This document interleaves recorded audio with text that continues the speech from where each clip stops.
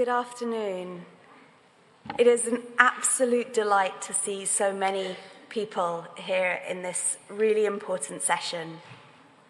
I'd like to welcome all of you and our fantastic panel, and to also thank the IAS Coordinating Committee for including this as an official IAS session.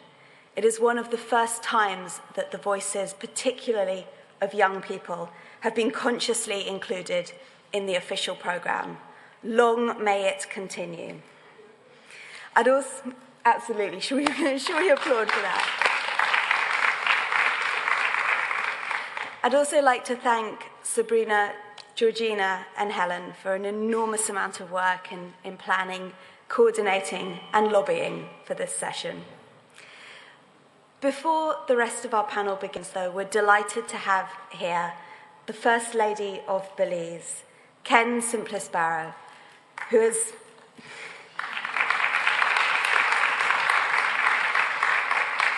Special Envoy for Women and Children and brings a unique perspective. So, welcome.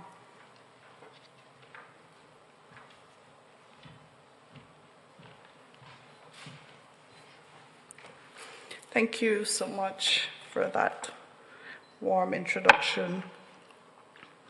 It is a great honor and pleasure for me to participate in this International AIDS Conference and to speak on the needs of children and adolescents living with HIV. As the spouse of the Prime Minister of Belize and the Special Envoy for Women and Children, addressing and advocating for the needs of one of our most vulnerable population is a labor of love for me. Ladies and gentlemen, as we reflect on the HIV and AIDS pandemic, there is no denying that worldwide we have made enormous progress in our efforts to get to zero. Globally, we have seen well over 3 decades of consistent work in the public education, reducing stigma and discrimination and access to services. Coupled with biomedical and scientific advances, these efforts have reduced the number of new infections, increased life expectancy, and the overall quality of life for persons living with HIV and AIDS, and have brought us ever closer to ending the AIDS pandemic. In Belize, the national response to HIV/AIDS, which is coordinated by the National AIDS Commission, has made significant strides in guaranteeing that every person has access to information so that they can access life-saving treatment, care and support services, regardless of age, gender, race, ethnicity, sexual orientation, gender identity, or socioeconomic status. Free HIV/AIDS testing have allowed us to focus our attention on the geographical areas or populations with the highest burden of HIV incidences. And the government of Belize has committed to additional investments in HIV/AIDS as a testimony to their seriousness in putting an end to the AIDS pandemic. Belize is also on track to eliminate mother-to-child transmission of HIV and to join the other 7 Caribbean countries that have already achieved this monumental goal. As the chair of the Spouses of CARICOM Leaders Action Network, SCLAN, I'm also pleased to share that spouses and First Ladies of Prime Ministers and Presidents of the Caribbean has made a commitment to the UNAIDS 1990 target.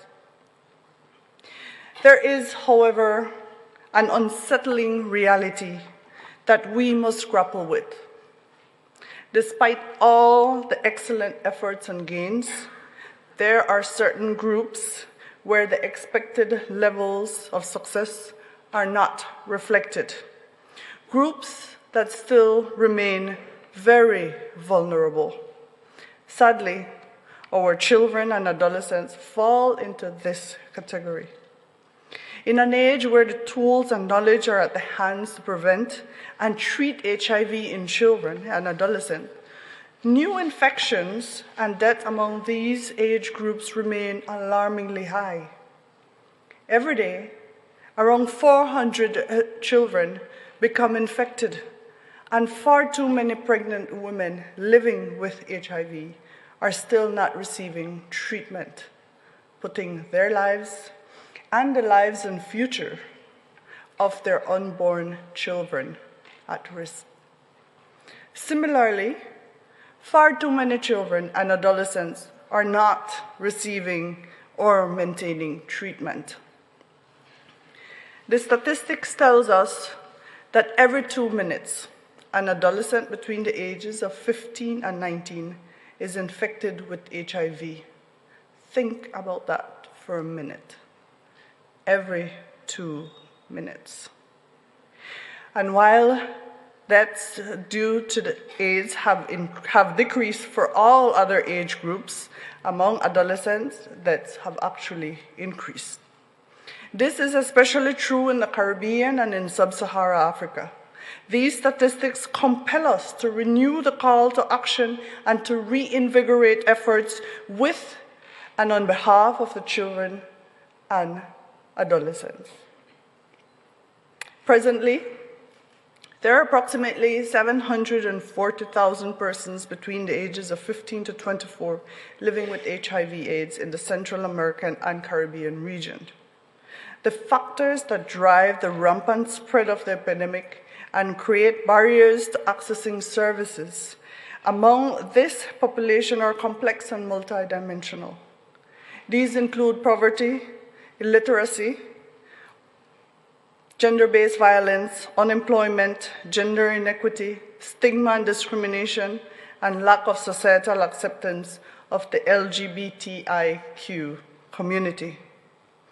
If we are to address the needs of our children and adolescents, we must begin by improving awareness of safe-sex practices through HIV education and prevention programs, and increase contraceptive distribution at age-appropriate times to reduce the rates of sexual transmission.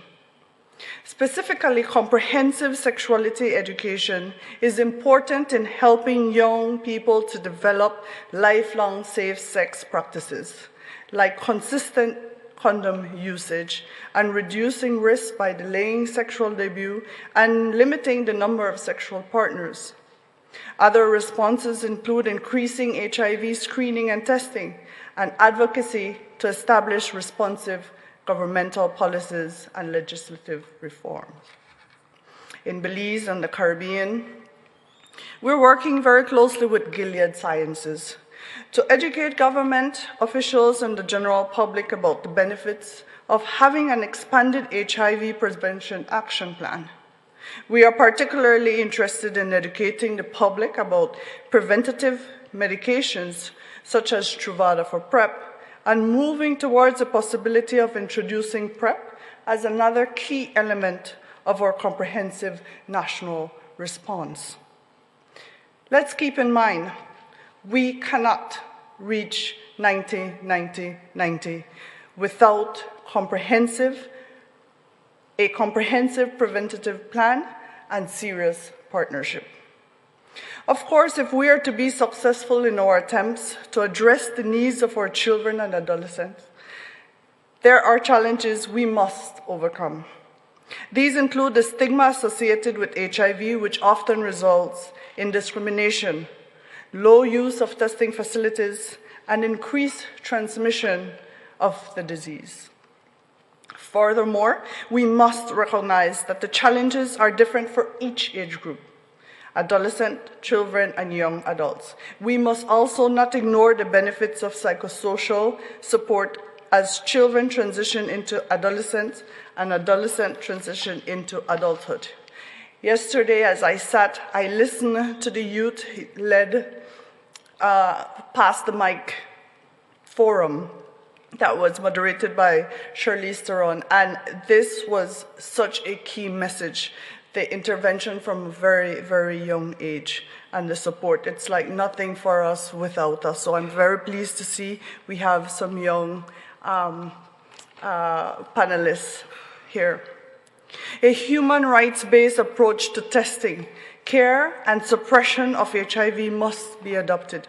The crucial role of peers, caregivers, families, teachers, and communities in general recognized with a view to equip them to support our at-risk or HIV-positive children and youths.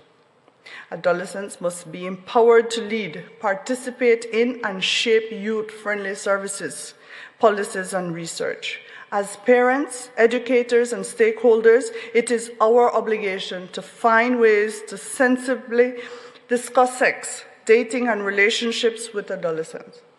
Policies and programs must be put in place to address factors such as unstable family structures and poverty, which limit HIV-positive youths from seeking and maintaining treatment. Ladies and gentlemen, one of the most critical things that I believe we must take into account is the fact that addressing the many factors that drive the epidemic among our adolescents and young people is far from just a scientific or technical undertaking of implementing evidence-based programs or best practices. At the core of it all is a need for our societies to have frank, open, and sober discussion on many hot topics, sex and sexuality, including sexual orientation, gender equality, among others. Each of these topics is the subject of intense debate.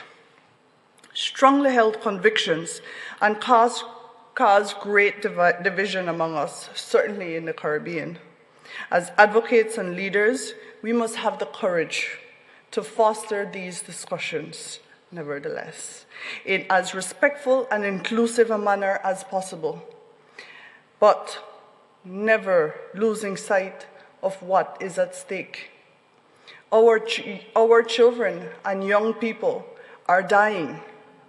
Their lives and futures are being cut short, and we have the tools and knowledge to effectively address this disease. We have a duty to act. Even if we look at this issue through a completely pragmatic economic lens, there is an imperative to act. In the Caribbean, persons 24 years or younger account for well over 50% of the population. We have a young population, and so for our economies to continue to grow and thrive, our children and young people must be healthy. The lessons of the early decades of the pandemic have shown us how economically devastating it can be. The Lancet studies have shown us that investments in the health and well-being of adolescents are solid investments that yields returns tenfold. Therefore, even from an economic perspective, particularly those of us in the developing world with this type of demographic reality, we have a duty to act to ensure economic prosperity. So today I call on all stakeholders, public, private, civil society, at national, regional, and international levels, to recommit to our children and adolescents in what is quite literally the fight for and of their lives. We often say our children are our future, but they're very much our present, and they cannot wait. Thank you.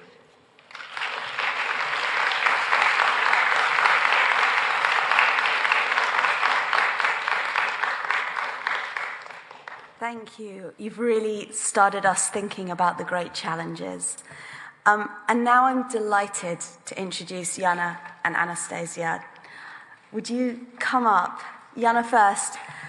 And I think we should start by really giving them a round of applause, because standing up in front of this many people is something that I couldn't have done at their age. So.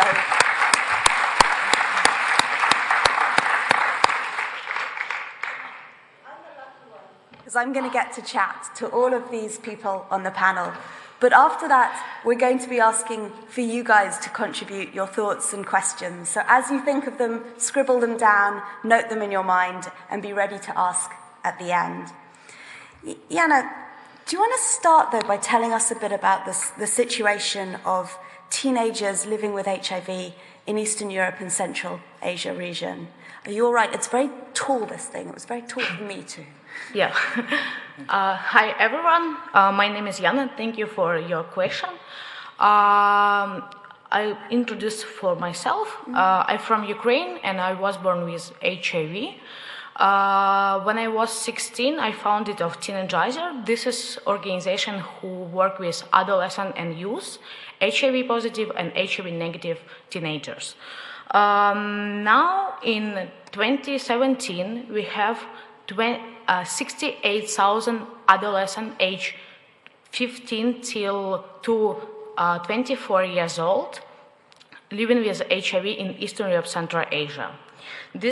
But we have some really difficult situation because countries don't manage this statistic of young people living with HIV, and this situation is really getting worse. Then I would like to share you about some challenges for adolescents and youth in Eastern Europe, Central Asia. Also, the very important thing is that overall age of HIV positive young people is 10 till 11. They will become teenager really soon. About half of HIV positive, one lost one of both parents about AIDS. Usually, grandparents take care about these kids after parent death. Now, this really important question about psychology support, because governments don't support psychology disclosure status. And now I want to invite Asa. She's from Teenagizer, and she's from Ukraine as well. And she opened her status. Please, welcome.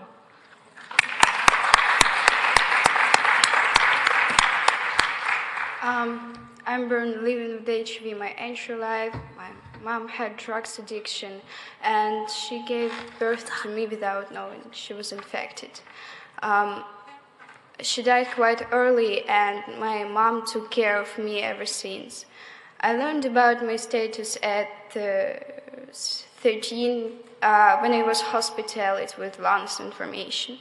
I was transferred to another department where a psychologist told me what I have HIV and what it was.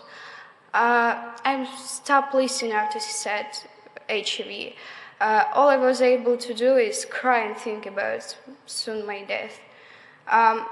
By the time I didn't know so much about this disease. Imagine the state of education if all 13 years old children who find out their status can think about his death. After I was discharged from the hospital, shortly my family moved to another city, and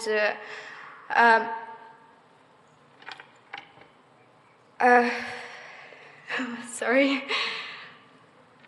I want to find people who will accept me and my status. It was out to be my classmate. I shared my story with her. Long story short, she told it to everyone, but I didn't want this story to know. I became self-absorbed. I treated my status as the worst thing imaginable, both for me and for people who live with HIV. I ended up not being to ever say HIV.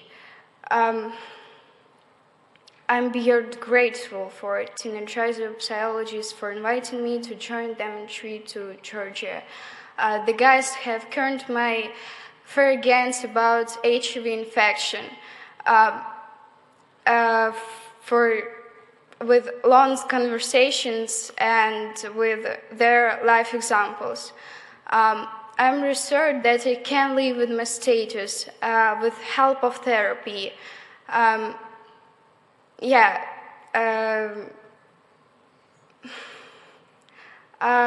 well as for many people who will have access to the treatment.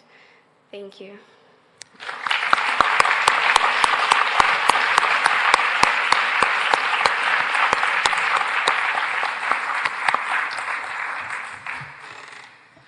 Well, huge thanks to both of you. And we will get a chance to speak to them more and think more about questions. We're next going to hear from Clara, who has a really extraordinary presence in every time that we've spoken and that I've seen her speak. But she's going to tell us a bit more about what it's like to be the mother of children living with HIV and not living with HIV, and the challenges and the beauty of parenthood. Thank you very much. I'm sorry, I'm a bit emotional after listening to what Anastasia has shared, so I'll be a little bit shaky, but forgive me. My name is Clara Banya. I'm from Malawi. I'm a mother to a teenager living with HIV.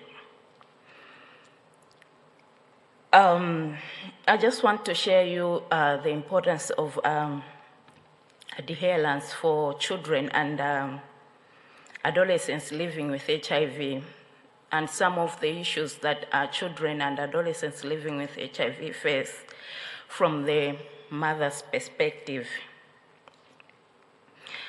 Mothers' adherence of children living with HIV to treatment is pegged to understanding and also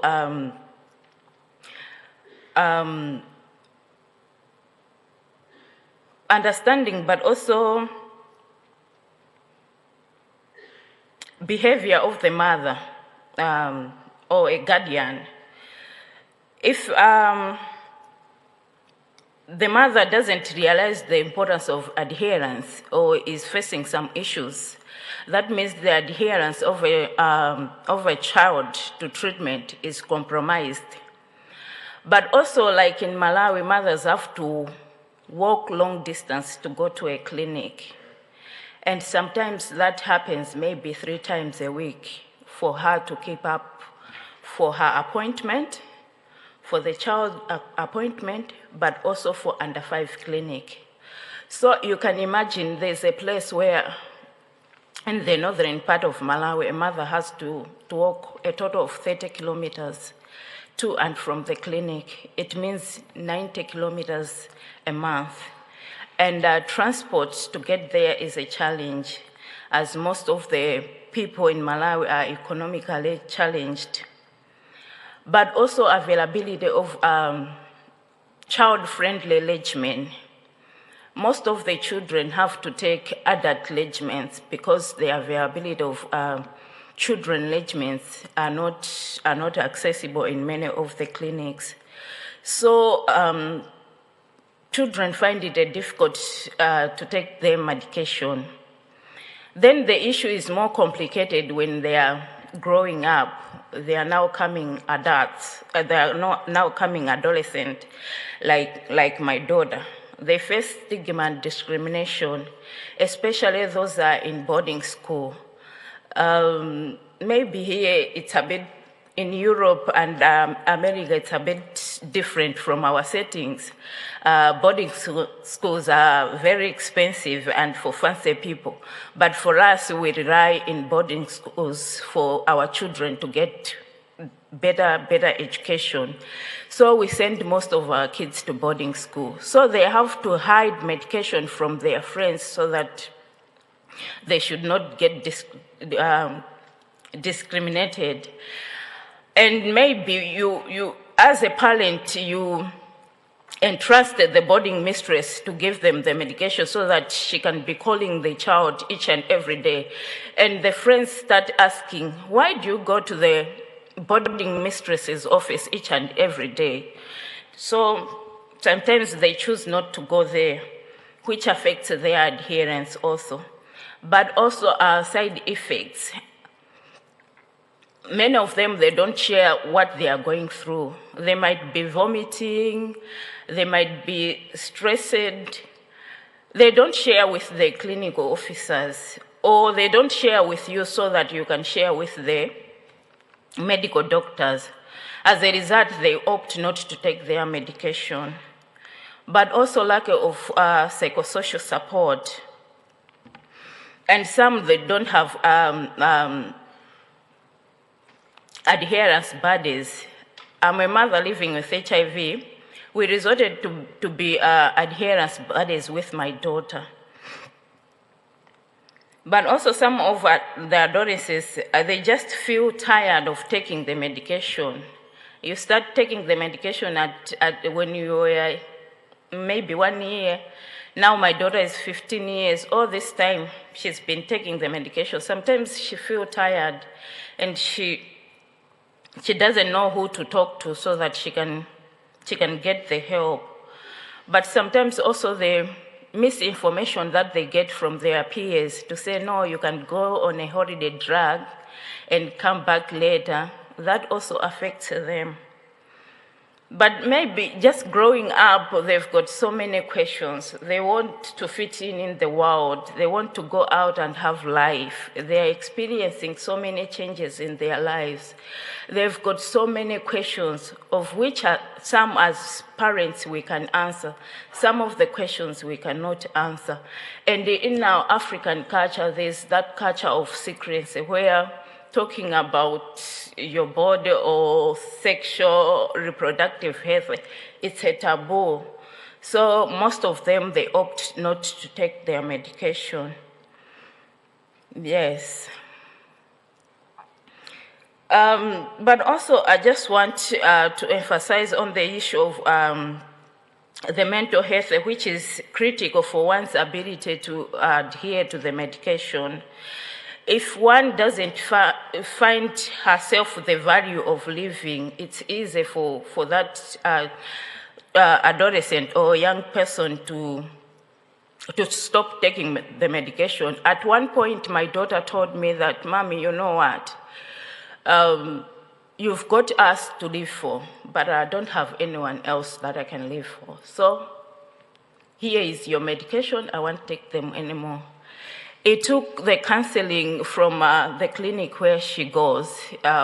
We were called, we sat down together as a mother and psychosocial counselor, trying to identify what was the problem was so that she should get back on her medication. Psychosocial support is really important because it addresses the challenge that young people face, but also it builds the confidence and resilience for them to withstand or overcome those challenges. I disclosed the status of my child when she was 11. At that time, it was hard, but it was also easy. It was hard because as a parent, since I found out that I was HIV positive and my daughter was 1 year, 4 months old, and I decided to test her, I had that lump inside my throat to say the time that I will be disclosing the status to my child, how is she going to react to it? But after I disclosed, with the help from the clinic where she get the medication, because we started doing partial disclosure when she was 7, after she was diagnosed with TB, she started asking a lot of questions to say, Mom, I'm taking these drugs. I know after 6 months, I'll stop taking these drugs. But these are the drugs that I'm taking. When am I going to stop taking them? And what are these drugs for? So we knew right there that this is the time that we should start talking into her about a disclosure. Then at 11, it's when we did the fully disclosure. So she accepted, though she said when she first learned about HIV in school, she thought she's not going to get HIV. And she vowed that I'll not get HIV. Then I was there disclosing to her that you have HIV, you got it from me. We had some rules to say she should not talk it to her friends until she's ready to handle all the negative things that they can come after disclosure. I'm happy now that at 15, I've seen that she has started coming up because she was sharing with me. I was telling her that you cannot start the medication that I'm taking because they give me a lot of stress and I don't want you to be stressed as I am. So she was saying, but mommy, I'm taking this medication twice a day. I want to be taking the medication once a day as you do. And I've seen my friend at school doing the same. They are taking the medication that you are taking. So I've seen that now she's opening up. But also disclosing the status of my daughter, Ailey, has created that openness culture between us. We are able to talk about things. And whenever she has got issues, maybe related to sexual reproductive, she comes to me. Maybe we are sitting with the dad and the brother. She just say, Mom, girl talk. We go to the bedroom and discuss things. So it has really helped. But when she has backtracks, it has been easy for her to get back to treatment because she now understands why she has to be on treatment.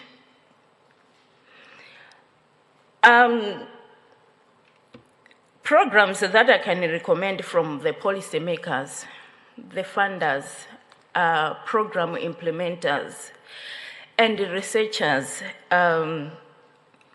mainly it's psychosocial support. The HIV journey, the HIV treatment journey, it's really stressful, both for parents and for children. And if that psychosocial support is starting from the community, from the family setting, it's easy for us parents to reach out to our children who have got so many questions. But also, strengthening the healthcare systems, really walking distances, long distances, is something that when you've got other priorities, you choose not to go to the clinic and do other things that might benefit the children at home. So you compromise the adherence of the treatment to the children. What gives me hope is to see more programs being done, not just biomedical, but in the total world of a child, be it nutritional, educational, and economic empowerment, so that when these children, when they grow up, they are able to compete in the world like any other child, not letting HIV to define them. Thank you very much.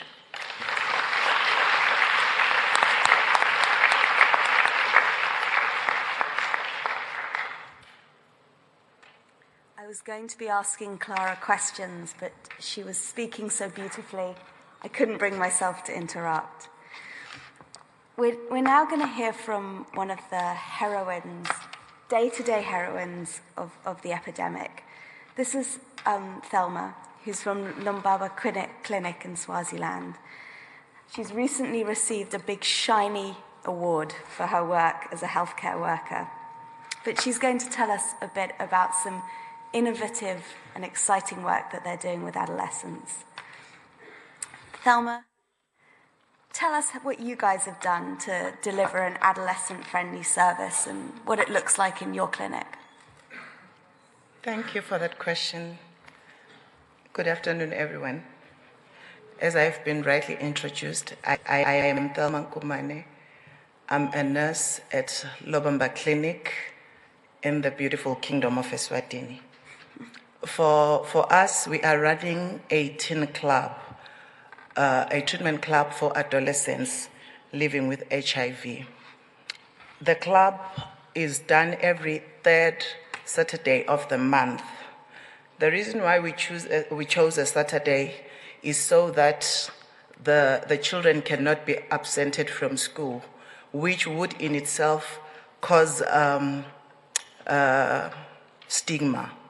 You know, if they absent themselves from school, they would be asked so many questions, and they would then end up having to disclose their status.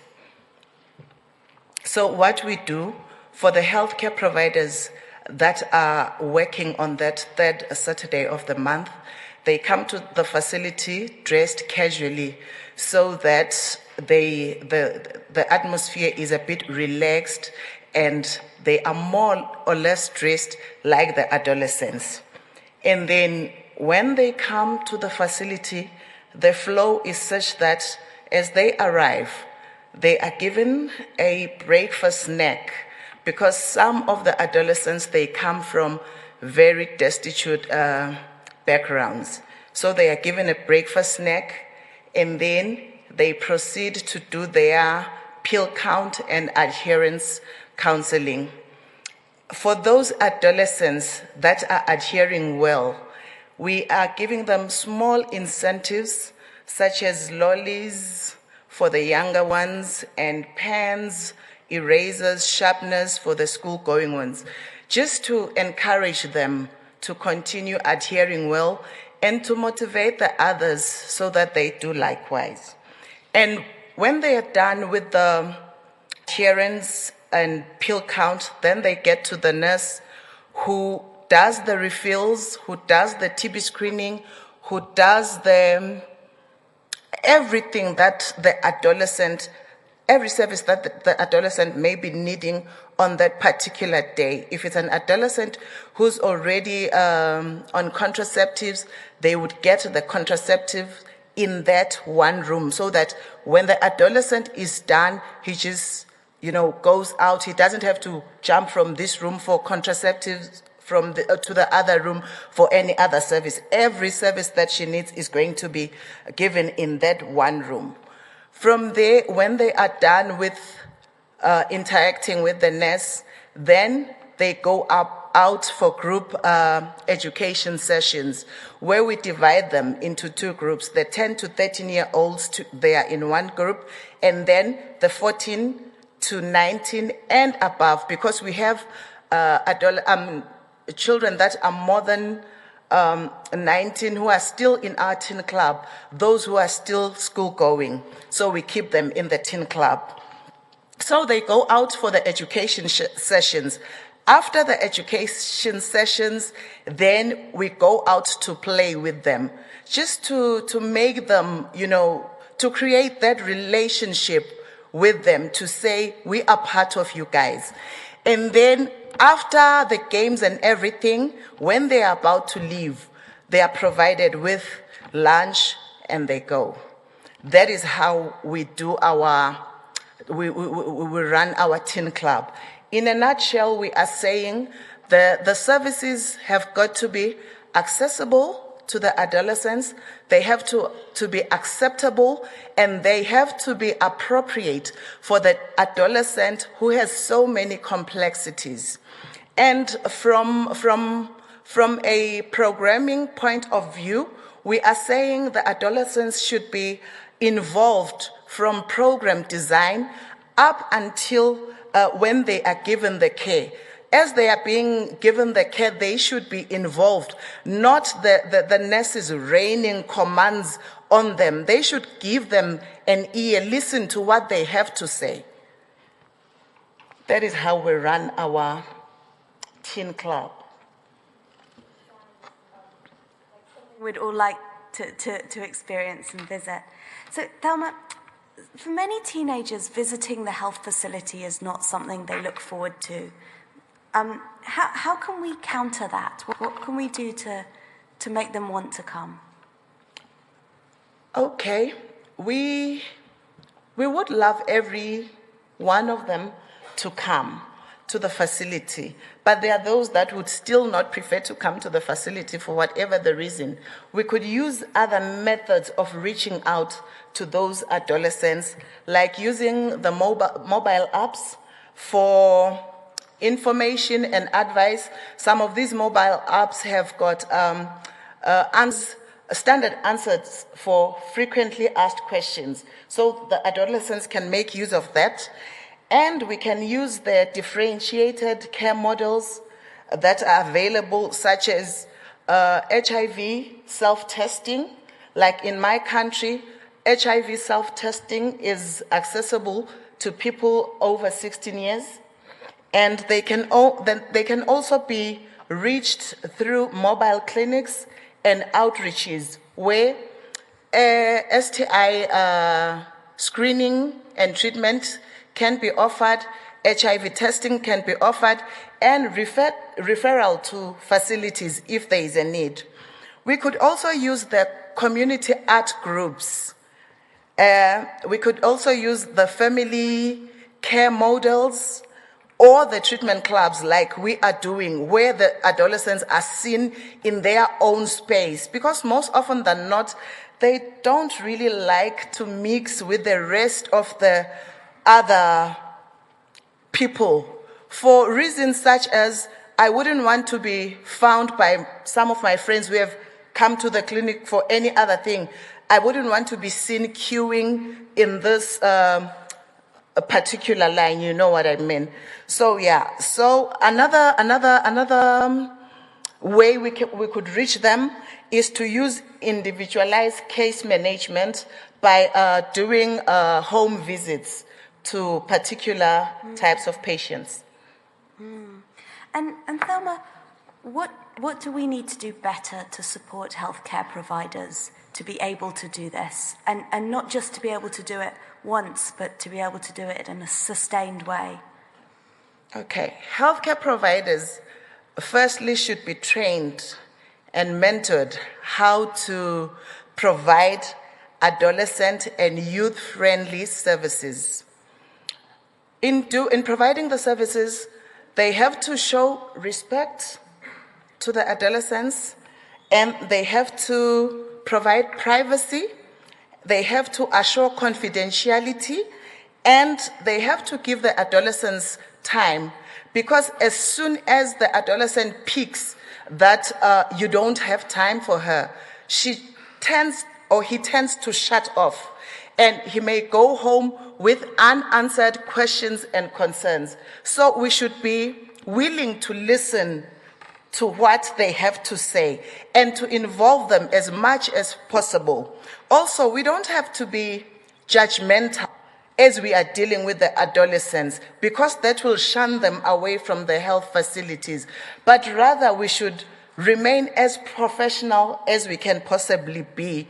I know of a situation when this adolescent comes to the facility just maybe to ask about contraception, and then you as the healthcare provider, you just see your own adolescent in front of you, and you start preaching to this young person, opening the scriptures, telling him the adolescent has not come here for that. You just have to remain professional, give her the information and the service that she has come for. Another thing, like I have already alluded to it, the services have got to be integrated such that it's a one-stop shop. If the adolescents come to the facility, to your room, give her everything or him everything that she needs to get in that one consultation sitting. Don't be referring him from one room to another. It keeps them away from the facility. And another thing, there should be a constant supply of commodities and all the supplies that the health provider will need in order to provide quality services to the adolescents, as well as IEC materials. And then we need to have a referral and feedback system that is very clear, so that we know when and where to refer. And then lastly, we need to have a routine monitoring and evaluation as well as quality improvement activities so that we keep our services in check. Wow. What would you do and how would you change the health service so that teenagers are protected from stigma instead of exposed to it? Okay. Stigma doesn't only happen in the health facilities, but it is everywhere, in our communities, in the health facilities at times, in our churches, in our schools, in our communities, everywhere. So we need to employ a multi-sectoral kind of approach so that everyone, the religious leaders, the schools, the families, the communities are all empowered and involved in trying to fight against stigma and discrimination of adolescents living with HIV.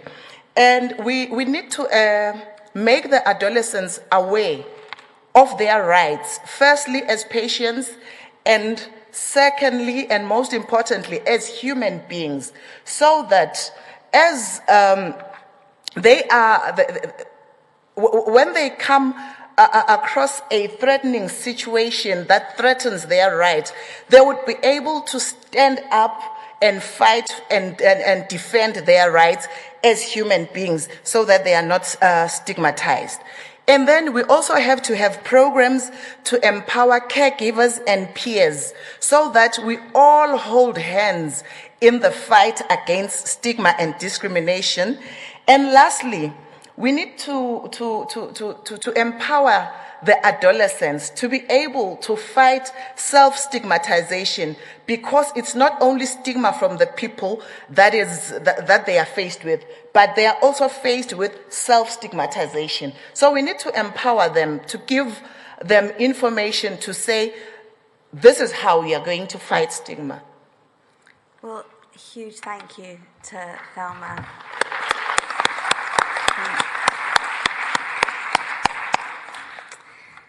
And now we'll cast our minds from a astonishing rural clinic to the Midtown East of New York City. Dr. Doug Webb is the team leader of Health, Gender and Environment at UNDP, New York. And you've got to get up now, Doug. Can I sit here? All right. But then I'm going to ask you really tough questions.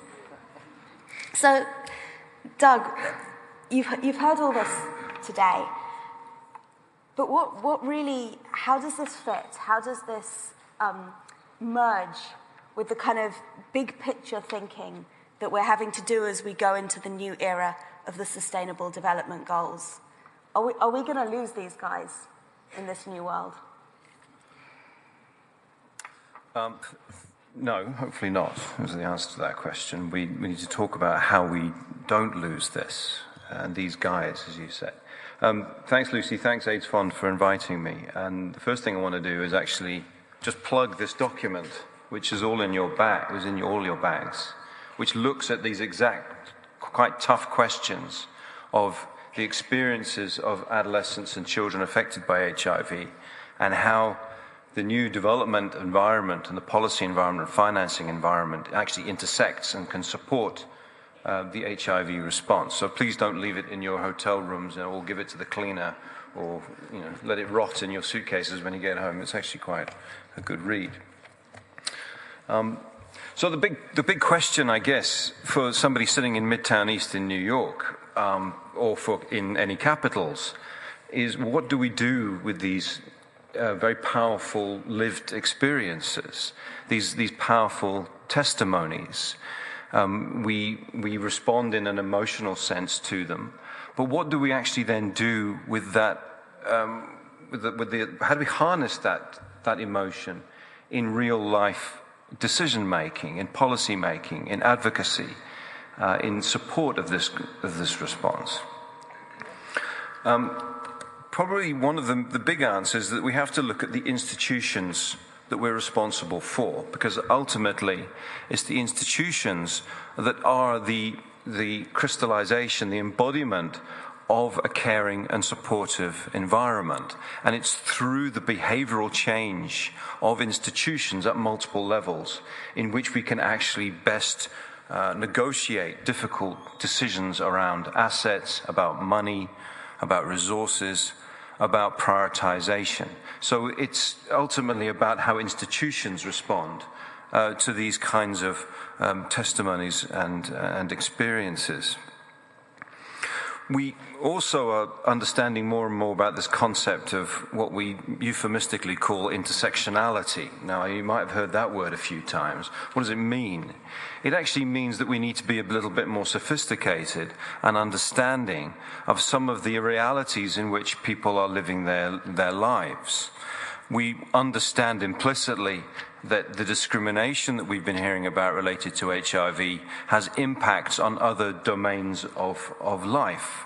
It impacts on education, we've heard that.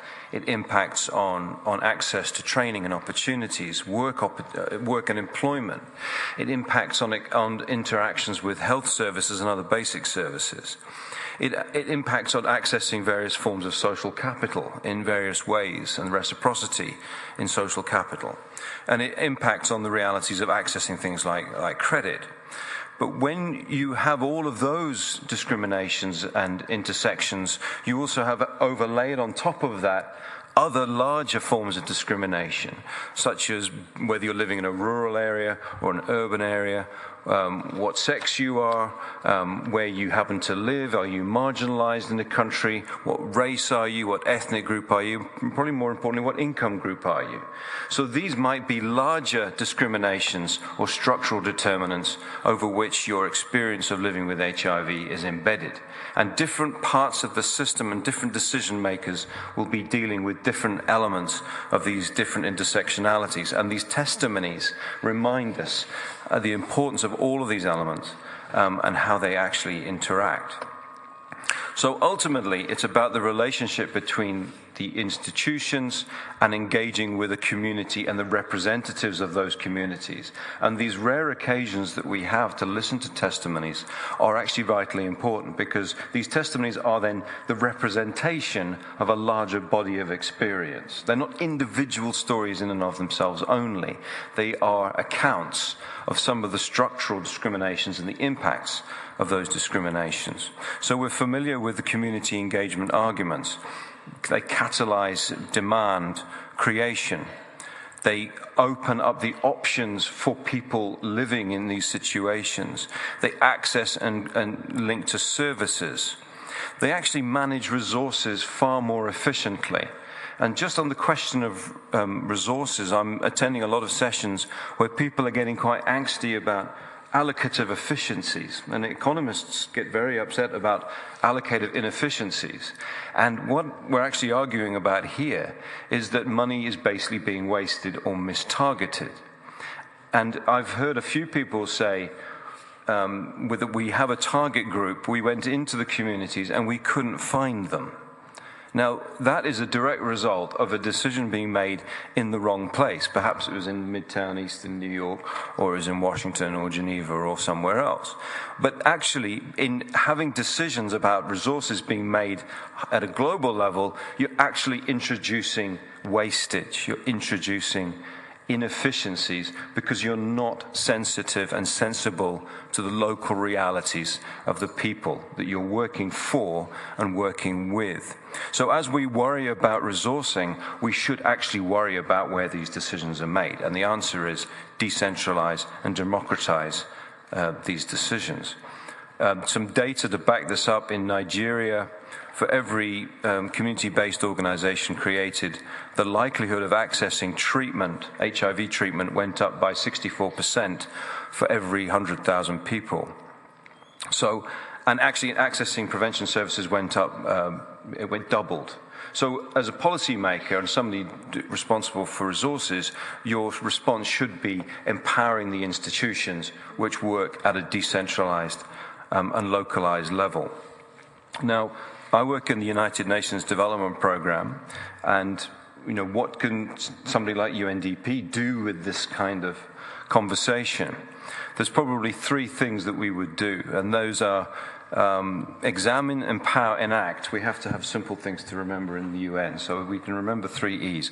Examine, empower, and enact. Now, what does that mean? Examine means actually trying to understand the situation much better. It's gathering data which is disaggregated. It's looking at the ethics of that data management, using and working with local institutions and community groups. It's working across sectors. We've heard so much of the conversation needing to engage with nurses, with doctors, with people working in social services, in schools.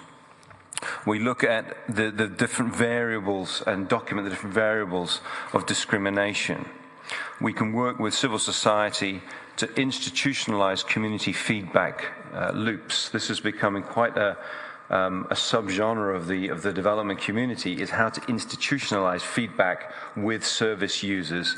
And this is, again, a science which the HIV community has been very involved in. Empowerment basically is institutionalizing participation and enabling the voice of the affected. So it's not just at privileged conferences like this in European capitals, but this is a routine conversation that happens everywhere, and that again needs to be enabled and empowered. The Sustainable Development Goals are decentralized. They should be enacted at multiple levels, including cities, counties, and districts. And civic engagement in how those goals are manifest and planned and reported on is what we're actually talking about here. Equity-focused is really what we're talking about in enactment. Rights-based laws, policies, public information campaigns, anti-discrimination frameworks. If we do that properly, we won't end up with what I worked on a lot, was something called the lucky orphan syndrome a few years ago in Southern Africa, where we actually found children who were living as orphans were in some cases propelled above the status of many other children because all the donors could think about was finding the orphans. They'd run into a community, where are the orphans? And you'd find actual reverse discrimination going on. It actually made things in many ways worse, because these children were suddenly propelled into a situation of relative privilege in terms of accessing services, and this actually created a counter-discrimination which was just completely unintended, because equity was forgotten about and decisions were made outside of the local context. So localization is probably what I'm trying to stress here, an interaction and empowerment of the institutions who are dealing with households, families, communities, and individuals. If institutions aren't able to do that, we're going to be left with inequities which are going to be left unchecked, and they will probably be perpetuated and even amplified over time. The democratization process is so important here. Any threats to democratization are actually going to reverse exactly what we're talking about. Authoritarianism is the antithesis of this downward movement of decision-making. So these testimonies, are powerful and emotional as they are, need to be somehow institutionalized, and I think that's our collective responsibility. Thank you.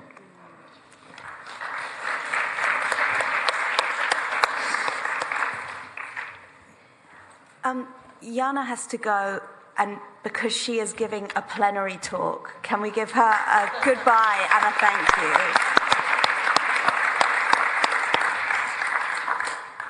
Doug, you're not let off the hook.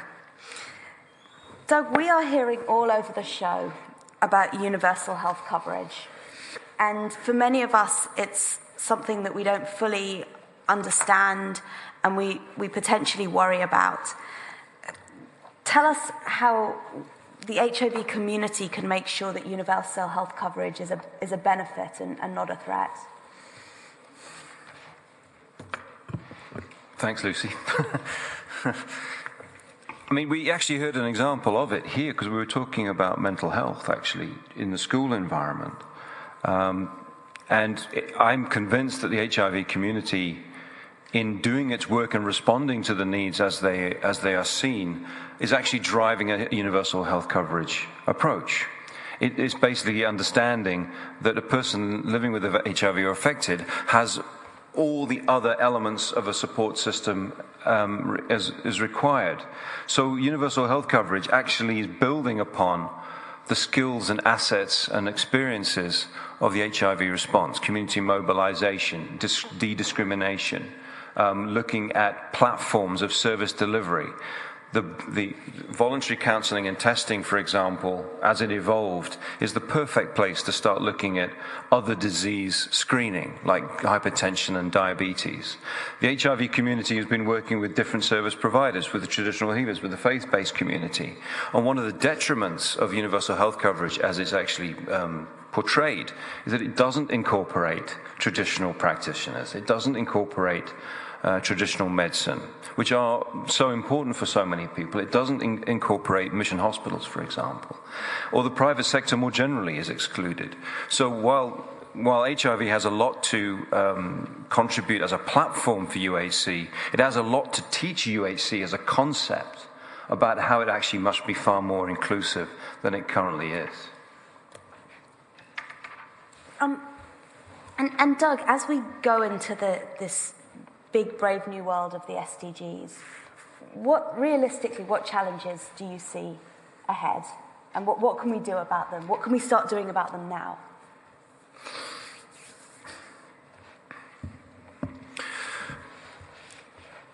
One thing that does worry me enormously is the money and the resources and where these resources are going to come from. The SDGs are going to cost between $3 and $5 trillion a year. We hear the bilateral and the multilateral community often saying that these resources need to come from country governments, from domestic resources. And there's an assumption that these resources will magically appear and disseminated and used in an equitable fashion.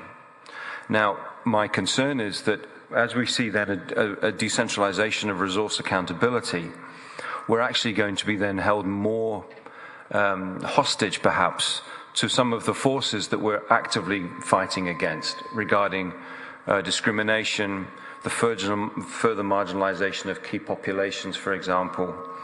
So while the SDG rhetoric is wonderful, I do have concerns that as the international community abrogates a responsibility in many ways for its actual implementation and resourcing, we are going to be seeing ourselves more,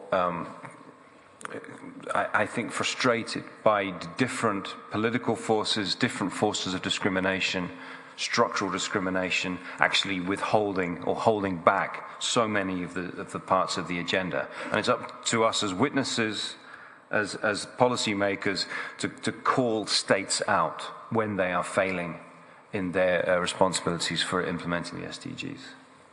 Well, huge thanks, Doug, for that thought.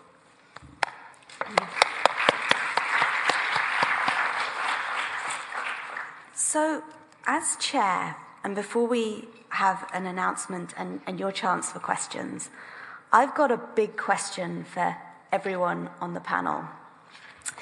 Imagine that tomorrow is a worldwide election day.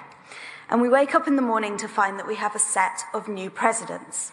We have Kim, president in Belize. We have Anastasia, the new president of the Ukraine.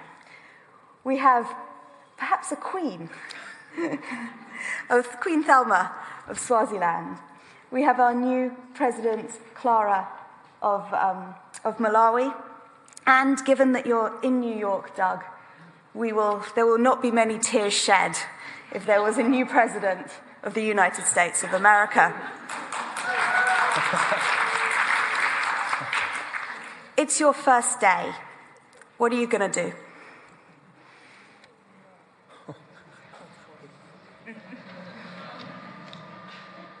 Shall we start? Let's start with President Webb. I'm actually an Irish citizen, so I would be I'd be banned from running for office in the US. But as a thought experiment, I think repeal probably is the first thing I would do of all the destruction.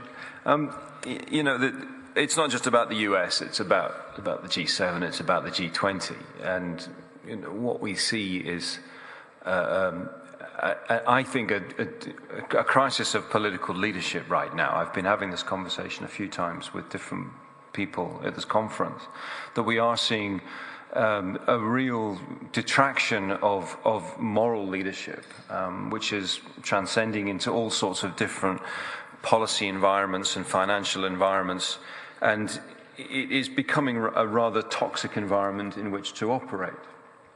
And I feel that member states in the G20 are becoming more and more removed from some of the moral platforms on which the UN was created back in the 1940s and 1950s. So I would sit down with the G20 leaders and have an honest moral conversation about what the global leadership actually looks like. Because this wave of isolationism and protectionism is actually going to be detrimental for the whole global community. All the research shows that when you reduce inequalities, and Goal 10, you actually benefit everybody within that society, not just the people you're trying to target at the bottom. And I think the moral compass has just gone haywire in the last couple of years. There needs to be an immediate reversal of this thinking. And it's up to civil society to get angrier and angrier in that respect, and not hold back, and actually be more and more honest about it. I mean, what else can we collectively do?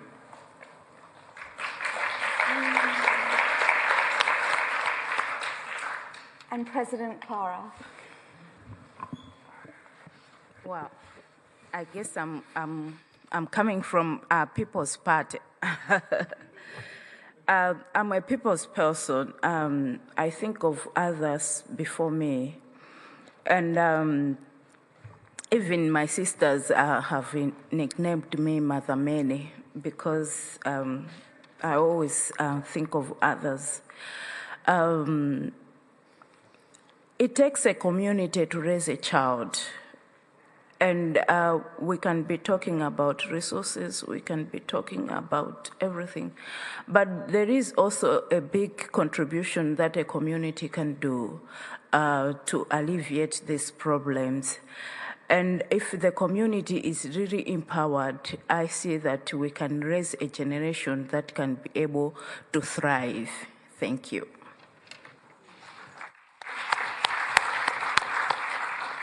And Queen Thelma. I would advocate for the increase of the health budgets in my country so that all resources needed in healthcare are readily available.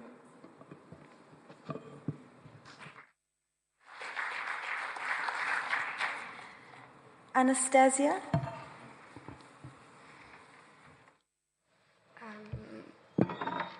Sorry. I think. Sorry. Can you repeat the question? Don't worry. I'll talk to you. We'll talk afterwards. And I just saw you'd written it. Yeah. Anastasia's just said, because she doesn't have someone to translate for her.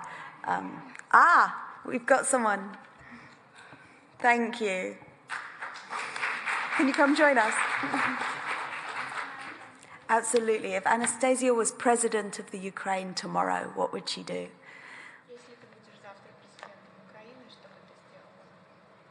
Do you want to have a moment to think? Да. Well, then let's move. Kim, perhaps this is the smallest move for you. So we know that one of our biggest issues that we're facing in so many issues is discrimination. I think one of the first things I would do would be to look at our laws. I think a lot of, especially coming from the Caribbean, a lot of our laws are antiquated and colonial. She couldn't hear me. A lot of our laws are from the British colonial past, so I would definitely look at them. We have already found some serious discrimination in our books, so I would start there. I think it would help with the discrimination that so many people are facing today. So yeah.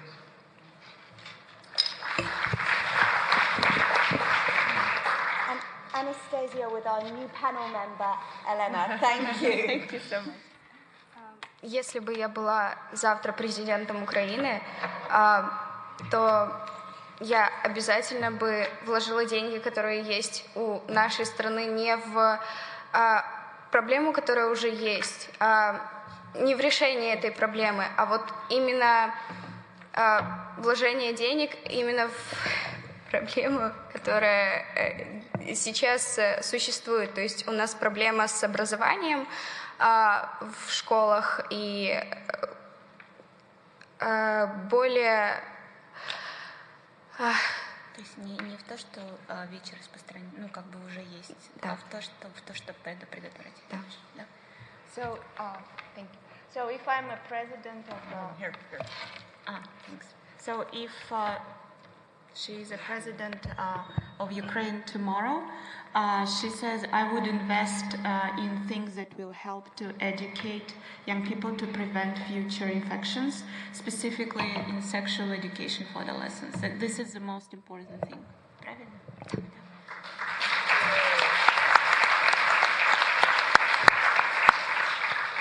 Well, we may have a next set of leaders. While you're getting up and thinking of your questions, we've just got a brief announcement from Jorrit from AIDS Fonds.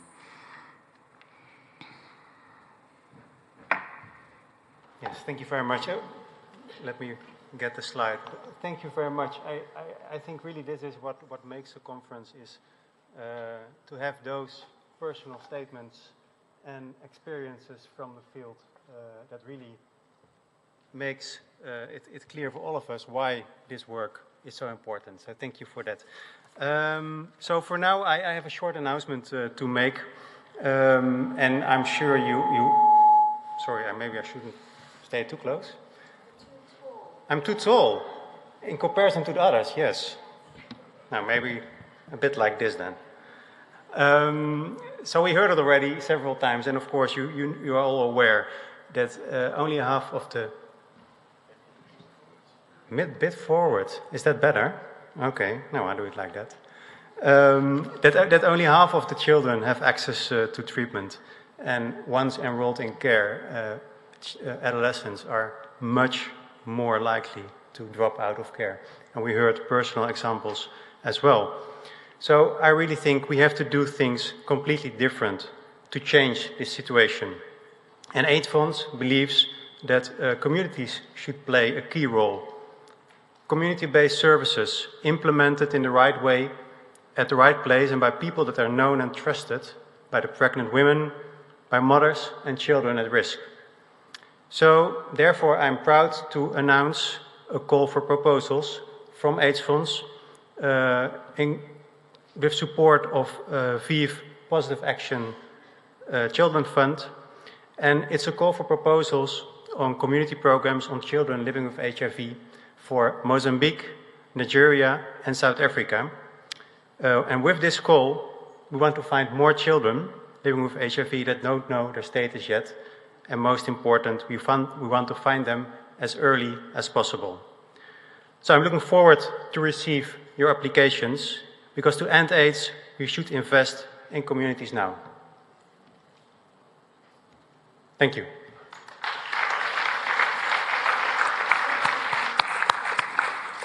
And we'd also like to thank the authors of the pictures that you've been seeing on the screen behind us. These were from our research groups. We have 3 teen advisory groups in South Africa, Uganda, and Sierra Leone.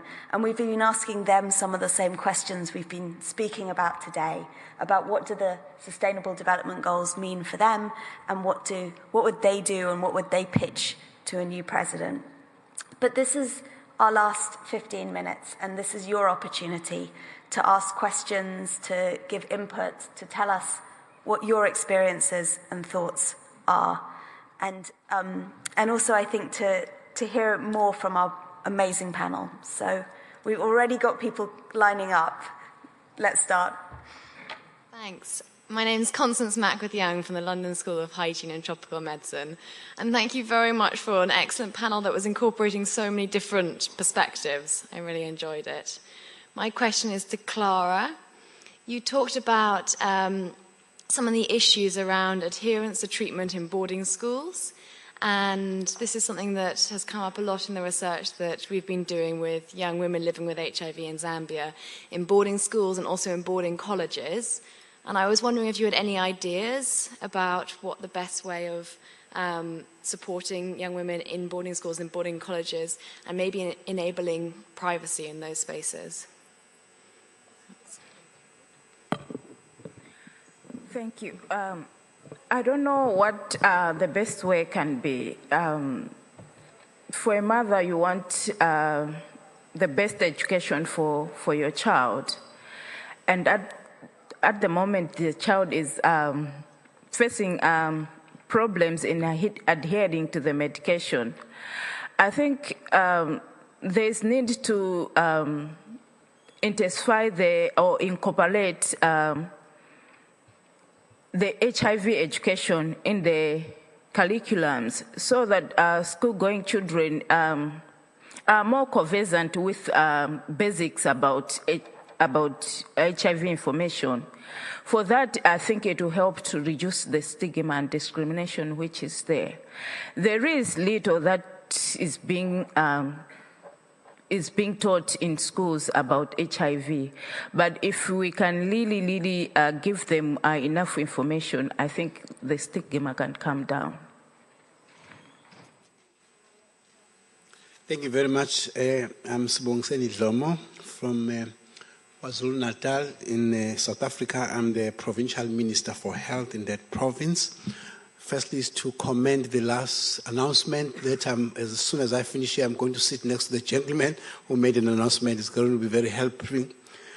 Number two is a comment from Douglas. I think what he actually gave us was something extremely important, the lucky orphan syndrome, so that you really don't go that way, but get to understand and get the problem well, so that you don't only pick those lucky orphans. Now, my question would be to Clara in Malawi. We come from the same sub-Saharan area, and there are challenges there. That I think she's one of the fortunate mothers who have been there. Even though she's HIV positive, she was there for her child. Because in the province where I come from, which is the heaviest burden of HIV in sub-Sahara, is in KwaZulu-Natal in South Africa, we don't have mothers like Clara. Children who are HIV positive were left with grandmothers. Now, there has been a problem in terms of disclosure and the support.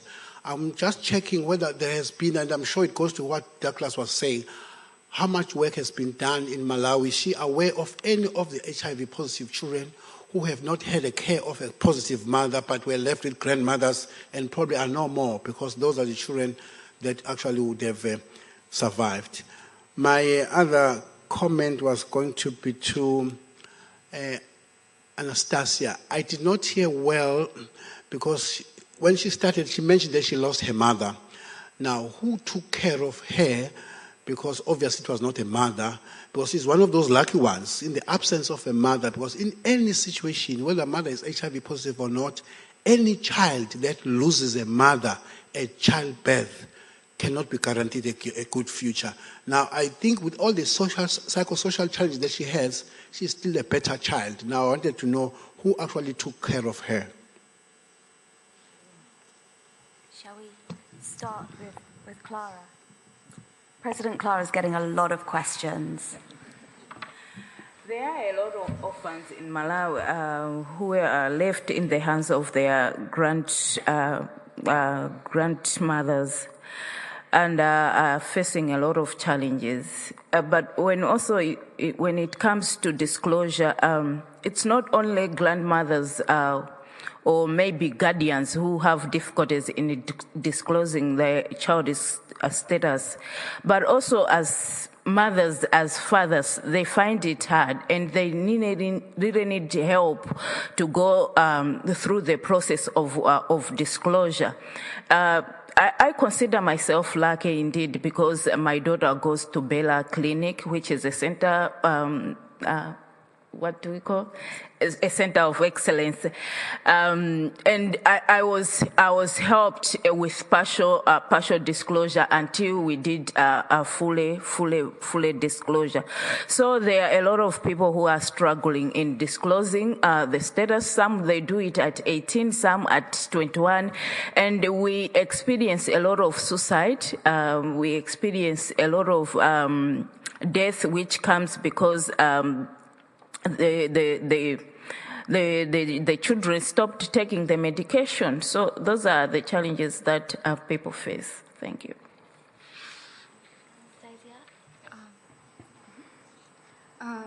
Я бы хотела ответить на ваш вопрос. Спасибо вам в первую очередь за поддержку, которую вы высказали. Во-вторых, First of all, thank you so much for your comment, and I would like to answer your question about who cared about me when my mother died. Обо мне заботилась родная сестра моей мамы, моя тетя. Я ей очень благодарна за то, что она не оставила меня, оберегала, воспитывала. И вот я смогла взять себя в руки и вот присутствовать в данный момент вот на такой вот сессии, на такой конференции. Спасибо. My aunt, a sister of my mom, she took care of me, and I'm very, very grateful to her for everything she did for me, for her care, for her love, support, and this is because of that I'm brave enough to be here at this session with all of you today.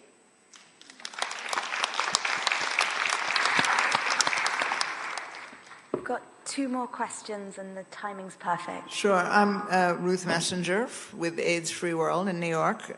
First of all, I want to just do a shout out to all the grandmothers and aunts all over the world who are taking care of so many of these young people. But my question is for Doug. I'd be happy to have you as president. But in the meantime, I just wanted to mention actually to everyone, there's a category, obviously there are many categories, but there's a category that's not on this panel for a good reason, and that is the vast number of child brides around the world who are themselves often victim of HIV/AIDS and who are not visible in their communities and not very often not in a position to speak for themselves. And so the reason I'm focusing on you, Doug, is that there's an effort underway, I'm part of an effort underway, to get the International Labor Organization, which is a branch of the United Nations, to acknowledge that child marriage is child labor, and to count those girls and to make their lives, make them more visible, make their challenges in all the things you mentioned, education, employment, agency, independence, highly visible or more visible in the UN system so that they would be protected in many ways, including protected from HIV/AIDS. Thank you. We're only going to allow Doug 1 minute to answer this because I see there's 2 more questions behind.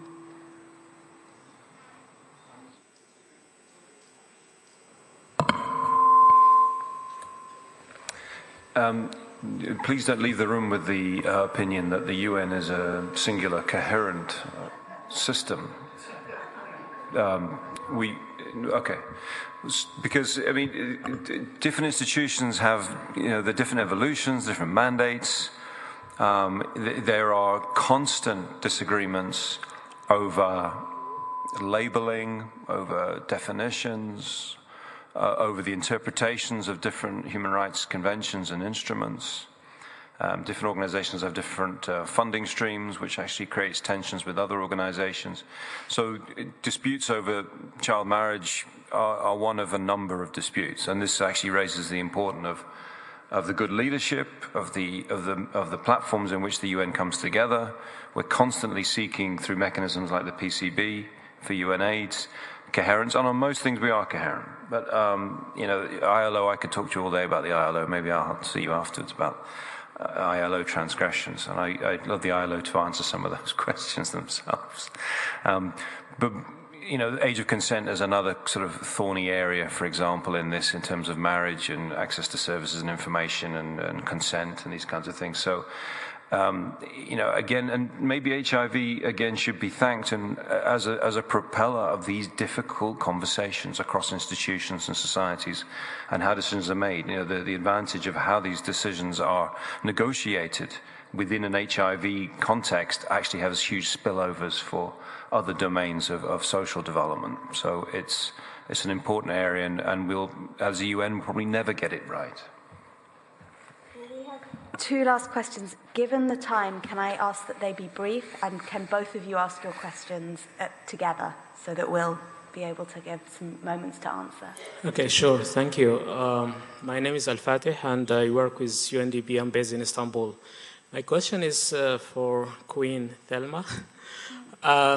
So basically, the excellent model that you have just presented, is it an exceptional in Swaziland, or is it actually tied to a policy or guidelines for adolescent-friendly HIV services? And linked to that, outside of the facility, and based on this nice drawing about the community, do you do any outreach activity, for example, to adolescent or youth-friendly youth centers, where you actually do a little bit more of outreach to reduce stigma? Thank you.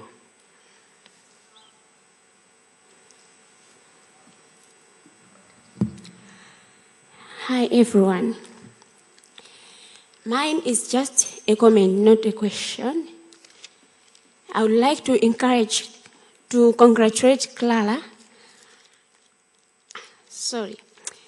First, I come from Malawi. I'm Manis Banda, working with Baylor College of Medicine, the program that works with children and adolescents that are living with HIV. So I would like to congratulate Clara for a good job that she did by taking courage to disclose status of her child at a tender age, which is good. You know, when a teen reaches a stage like 15 years old, it's a stage whereby she or he has discovered life. So when the status is disclosed at that age, it's difficult for him or her to cope up with life, because he has already started seeing what's going on the ground. And if we can remember, all of us, when somebody is at adolescent age, this is the stage whereby an adolescent is already facing a lot of challenges. So if he or she was not told or disclosed of her status at a good age, when he is being told at that age of 15 years, it's a shock to him or her. And it's difficult for him or her to proceed with taking the medicine, the ARVs, because it's like the parent had been keeping secret of his or her life from him. So Baylor College of Medicine is working on disclosing status at a tender age, like 11 years old to 19 years old to 14 years old, so that when the teens reach 15 years old, they should already know of their status. And when they are going to boarding schools, they are able to take their medication without nobody discouraging them. So when they know their status at a good age, they know what they are doing. They know the importance of taking medicine. What happens is most of the parents in Malawi do not take courage telling their children of the medicine that they are taking. And when the children get to know at that age, it's very important. And the parents, most of the time, can lie to the child that, you are taking asthma medicine, you are taking malaria medicine. So when the child discovers that the medicine that he or she was taking is not malaria or asthma medicine, when she discovers that it's ARVs, it becomes a shock to the child. So I would like to encourage everyone here that wherever we are working, as long as we are working in the health facility that deals with children, we should let them know at a good age. Thank you so much. Thank you for your question. in the country, almost all the facilities have nurses who have been trained on adolescent and youth-friendly services. But it's not every clinic that has teen clubs. We are still rolling it out to all the clinics in the country. We are hoping that each and every clinic will end up having a teen club. And the second question was, do we outreach to the communities? We have partners that are working with the ministry, such as PSI, which has an outreach program. It's called Dreams on Wheels. They reach out to where the adolescents are, and they give the services there. Well, I want to say an enormous thank you to this panel. It's not just been girl talk. We've had a bit of boy talk too, and a really exceptional group of people, and a huge thanks from all of us for what you've said today. Thank you.